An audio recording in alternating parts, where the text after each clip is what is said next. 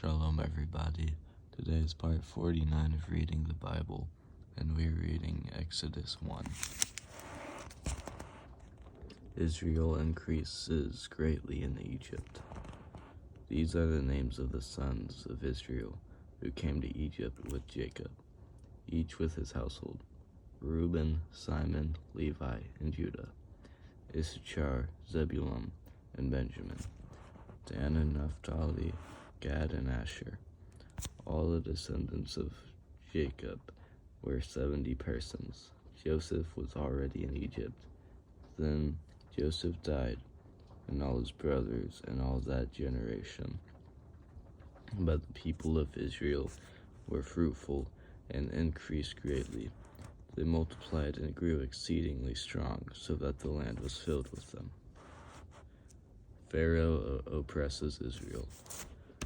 Now there arose a new king over Egypt, who did not know Joseph, and he said to his people, "Behold, the people of Israel are too many and too mighty for us.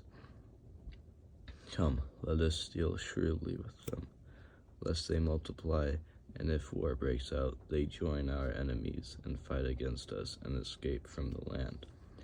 Therefore they set taskmasters over them to afflict them with heavy burdens. They built for Pharaoh store cities, Pithom and Ramses. But the more they were oppressed, the more they multiplied, and the more they spread abroad. The Egyptians were in dread of the people of Israel, so they ruthlessly made the people of Israel work as slaves, and made their lives bitter with hard service in mortar and brick, and in all kinds of work in the field. In all their work they ruthlessly made them work as slaves.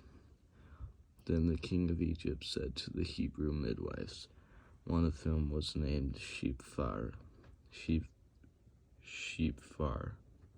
and the other Paul,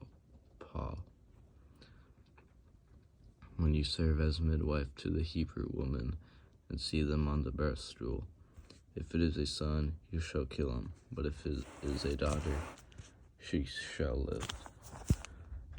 But the midwives feared God and did not do as the king of Egypt commanded them, but let the male children live. So the king of Egypt called the midwives and said to them, "Why have you done this, and let the male children live?"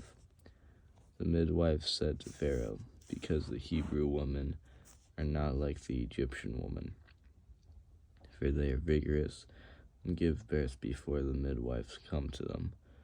So God dealt well with the midwives, and the people multiplied and grew very strong. And because the midwives feared God, he gave them families.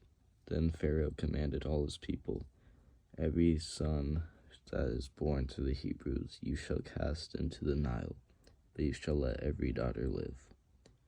This is the word of the Lord.